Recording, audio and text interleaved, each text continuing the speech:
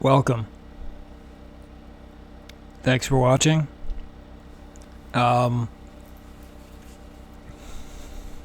Today's video, God met me there, teen saved from being buried alive by an avalanche. By the way, if anyone who watches any of my videos regularly has any really good content, like I think this is pretty good, this video here, but I'm looking for some really good stuff that I can do. I guess maybe I'm not the best at scouring the internet for that stuff, but yeah, as I was exercising today, I listened to this and I decided I should do it.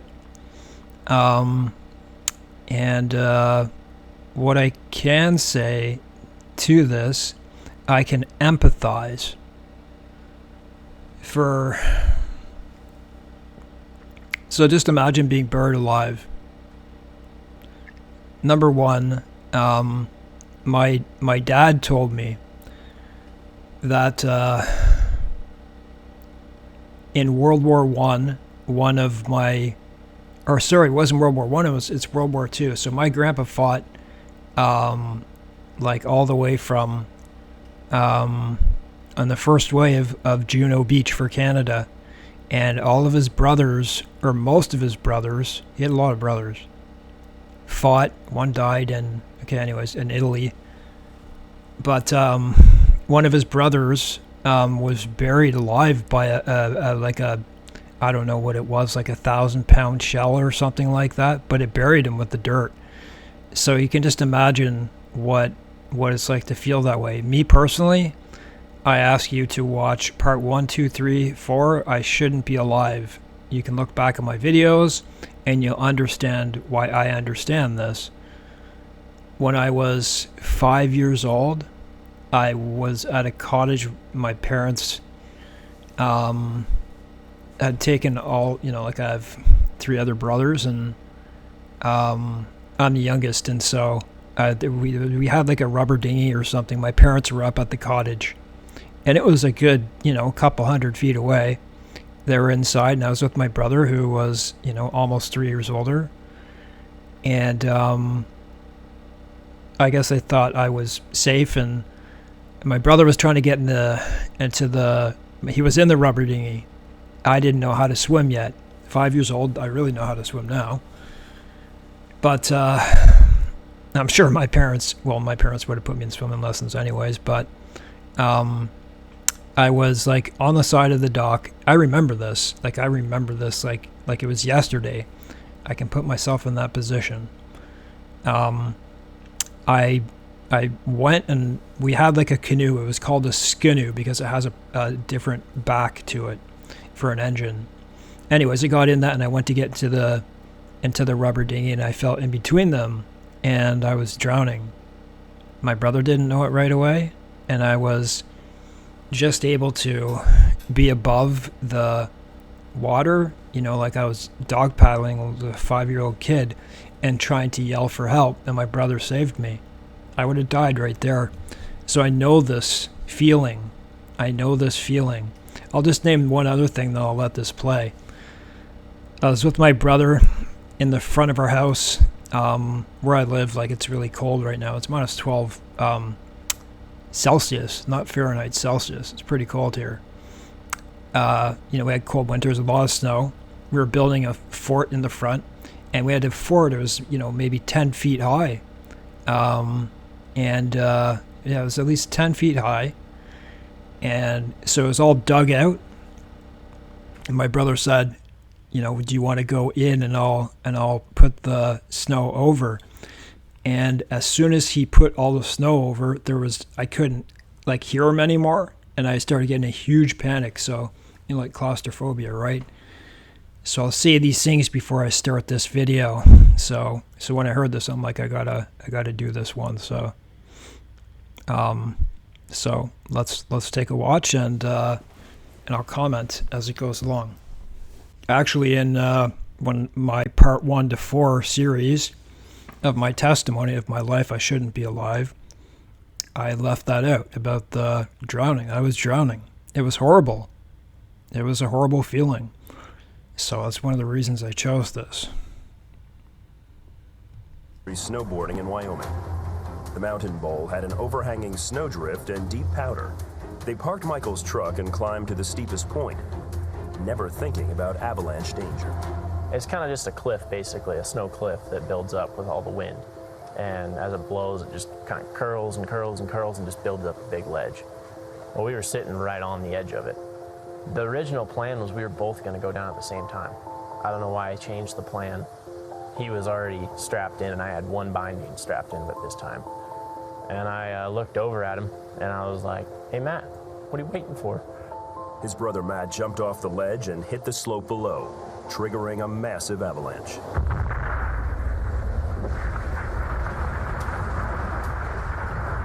All I hear, pop, pop, pop, the whole bowl lets go. And it sounds like a freight train running right over me. Matt slid hundreds of feet down the mountain, caught in the avalanche. The wall of snow behind him hit hard, burying him under 3 feet of heavy packed snow. Michael looked on helplessly. As soon as the snow cleared, see no sign of him, nothing. It was just... I'm not going to back it up, but I was pretty sure. Didn't he say in the beginning that it was just like a hill? And now they're saying it's a mountain? I believe it's a mountain, but I think what they're saying is where the place where they were, it wasn't like it was like a big mountain. But I guess it doesn't matter if you have a huge amount of snow, right? And yep. Rocks and sagebrush and dirt ripped up out of the ground on top of the snow. To see him disappear like that, and I couldn't stop it, that was very hard. Michael had a decision to make. Run to his truck to call search and rescue, or try and find his brother on his own. If I went and looked first, there was no way I was getting back up that hill by myself to call search and rescue again. And so I just cried out to God, said, "God, what do I do?" And I heard him just as loud as you're talking to me, "Go find your brother." I never heard God speak to me like that before, and it rocked me. He ran down the hill, frantically calling his brother's name. As soon as I get onto the slide area where it all settled, it's just destruction and no sign of him. I'm looking for a hat, a tip of his board, a hand, something sticking out of the snow. Nothing. And then I start to second guess myself. Was that really God telling me to go find my brother? I realized there's no way I was going to find him. And there's nothing, no sign of him. And then I finally came to a point. You know what? Sometimes when you find yourself, I did another video, by the way, look back, about that woman who was in the bathroom stall, the man who trapped her inside. Go look back at that. It's just like those times where you maybe you don't believe in God, but when it comes to it, suddenly he will come to your support. I just kind of gave up. I know it sounds terrible to give up, but there's nothing to see. I couldn't see him. I couldn't see any sign of him. Matt lay buried deep in the heavy snow, unable to move, running out of air and hope. Right when I realized that I was buried, and there was no way I was moving my body, I was certain I was going to die. At that point, I had given up on trying to get out. I knew I was going to die. But as he lay there praying, he says he felt God's presence with him. The peace I felt in that moment was amazing. I would say it was him with me in the moment. So I was ready. I knew where I was going. I wasn't scared. He heard God speak to him and remind him of a prophecy given to Matt's mother when she nearly miscarried him as a baby, that the baby would not die but live, and God would do great things through his life. When he spoke to me, I had hope. It was like,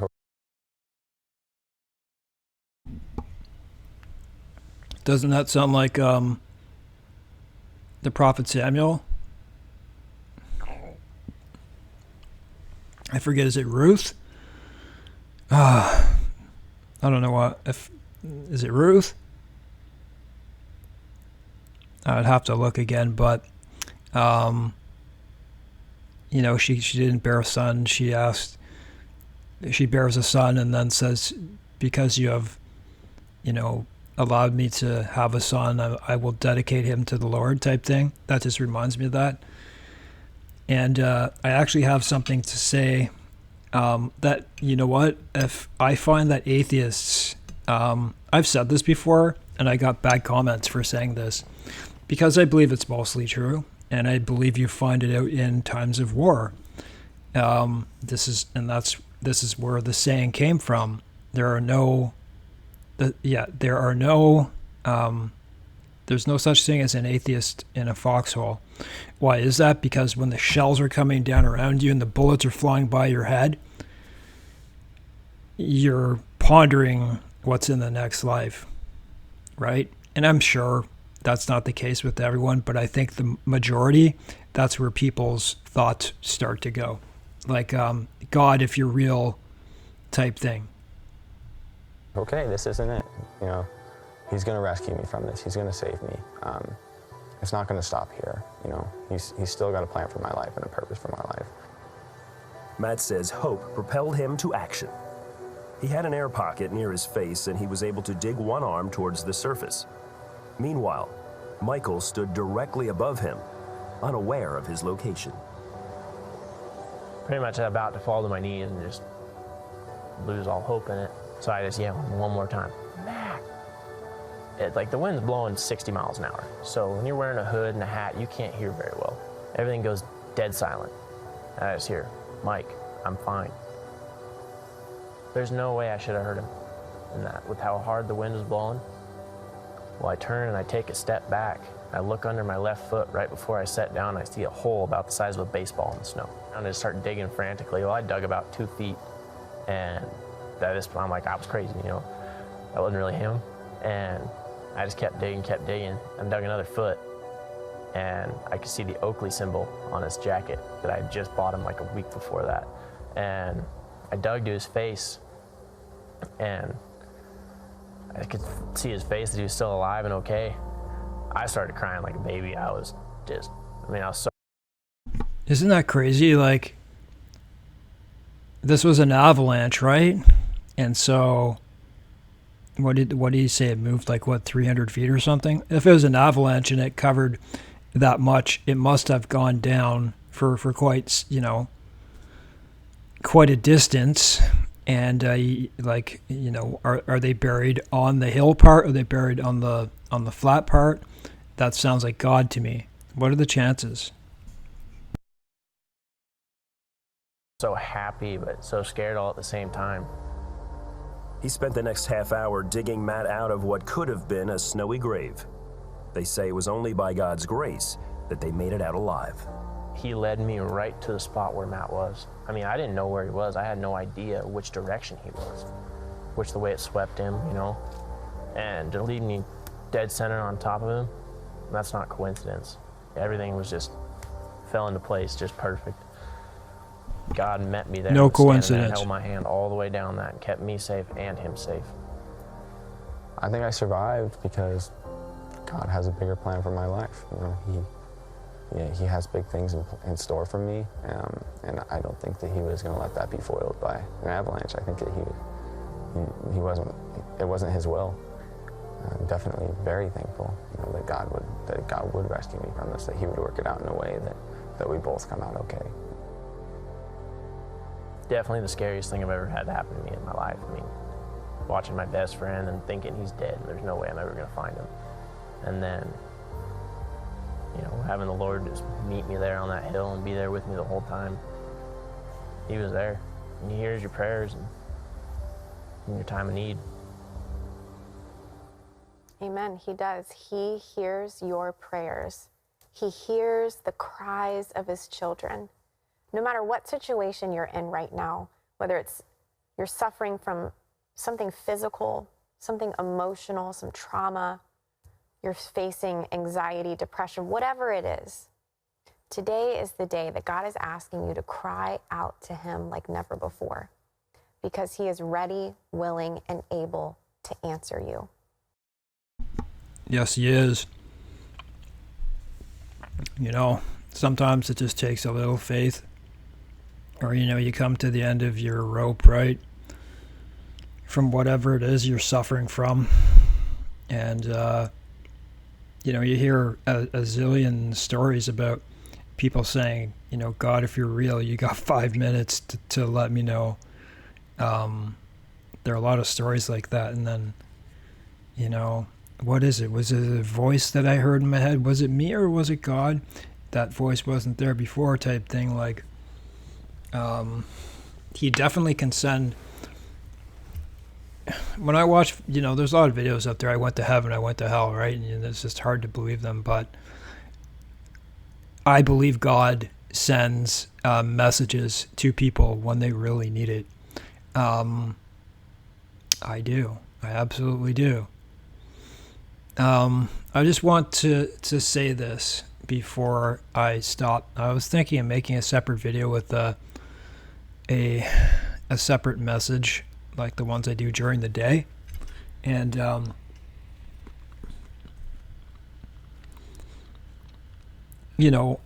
when you try to get people to believe that if there's a God or not, or like, we're living in such awful times, like there's so much doubt in the world. I just want you to think about it this way, okay? If you don't believe in God and you're watching me, he's real. No. Well, he is, but think about it this way. Sorry about my eating. Think about it this way. How is this any different? Let's just say you go outside your home, you're on your bicycle, you fall off your bike, or let's say you bike by mistake right into a tree because you're texting on your bike. You hit your head, all of a sudden you've got neck pain, you broke your neck, what happens? You go to the hospital, you need help, they may give you things like an NSAID or something to help you with their pain. They may, bandage you up, take care of you that way.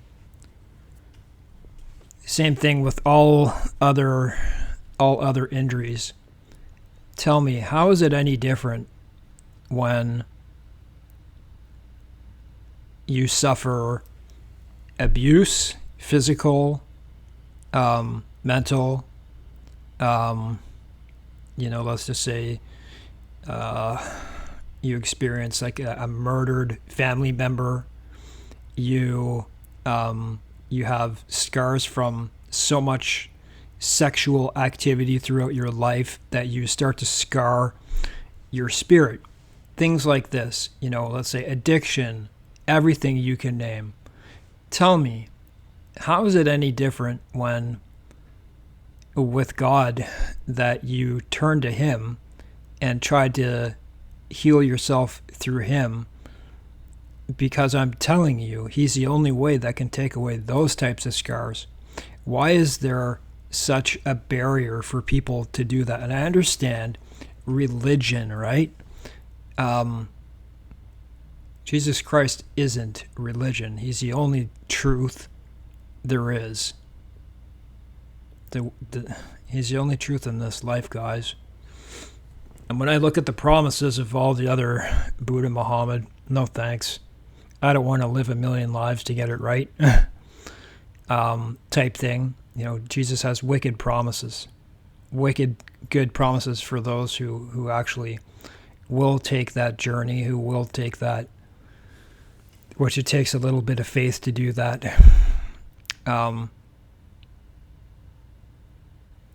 If you want your soul to heal, and if you want the real peace that only God can give you, the only way to heal your soul is for Jesus Christ to cleanse you of your sins. Yes, he can do that. He can take away the guilt of it. He can do it. He did it in my life. He can do it in yours too. That's my message to you. How is it any different going to a doctor? And remember when Jesus came here, he said, remember what the Pharisees said to him? They said, why are you sitting with sinners and all that type of stuff? I think he was sitting was it at the Pharisees' table or was it at Matthew's table with the tax collector? Anyways, he said, because what did he say? The righteous are not in need of a physician. That's the same applied theory. Exactly what Jesus said. Anyways, God bless. Thanks for watching.